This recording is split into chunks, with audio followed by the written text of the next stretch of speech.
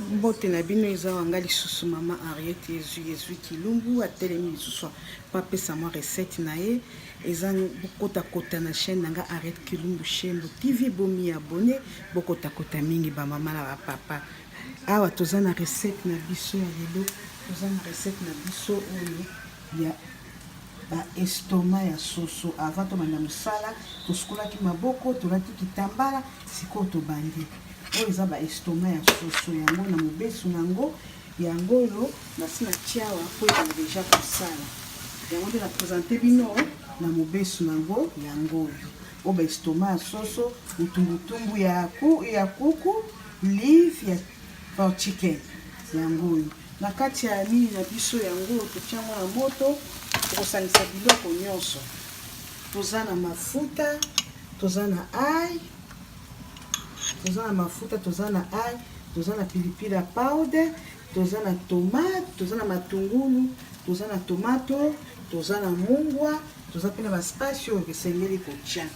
na kati na ngola oyo na kotia mafuta natie mafuta na kotia na mafuta mingi te après mafuta na kozwa na kotia tomate so babengi tomate après tomate kotia matungulu na ngai to ekota penza ekota esala chilenge nakotia awa tokotia mungwa na biso yango na kati ya nini na biso tokotia ai yango wana na nini na kati ya balive na biso ya soso ba estomac ya soso tokotia mwa pilipili moke po epesa sungi moke epesa mwa elengi tokotia feuille de laurier yango oyo liboko moko pasi topesa masolo tokotia mwa tangausi ebongaka mwa tangausi oyebi soso ebongaka na tangausi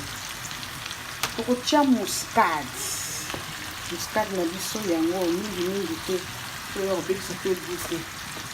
nde biloko totia na soso na biso wana po tolamba tosangisi biloko nyonso po sikoyo po tolamba yango ekota bagu bien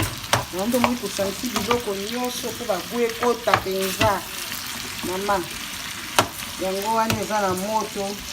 botali bien eza estomac ya soso mutumbu ya kuku live ya chicken totie matungulu agnès babengi na anglais agnès totie tomate babengi tomato totie feuille de laurier mwa moke totie muscade na kati totika yango sikoyo ebanda kobela totika nini na biso ebanda kobela ebanda kobela yango wana eza kobela awa nazoprofite ntango biloko oyo eza kobela topesa ta mbote na baninga moke napesi mbote na kabasele pekienne babazila kaka na kati ya poto napesi mbote na kasongo Santiago bambote na yo Giselle bambote na yo Nathalie na bambote na kati ya mebu toza na Natasha Midi bambote John Lumba Yaya na kati ya Tasman bambote napesi mbote na Jansi Ngombe na kati ya awa na Australie napesi mbote na mama Kadija na papa Bubaka napesi mbote na Anyo Malashi mama Beloti pe napesi bambote entre temps pe tozolamba biloko na biso tobelisa yango ntango ekobela tokozonga po toya kosala toya kotala sans oublier bambote na nga mingi na Adine Bola na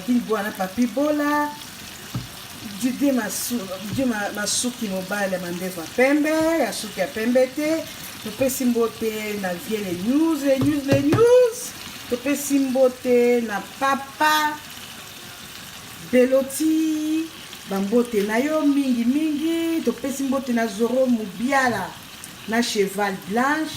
Ani Mwakakala bambote na yo tozolanda yango wana ezobela à suivre après telle minute. Bye.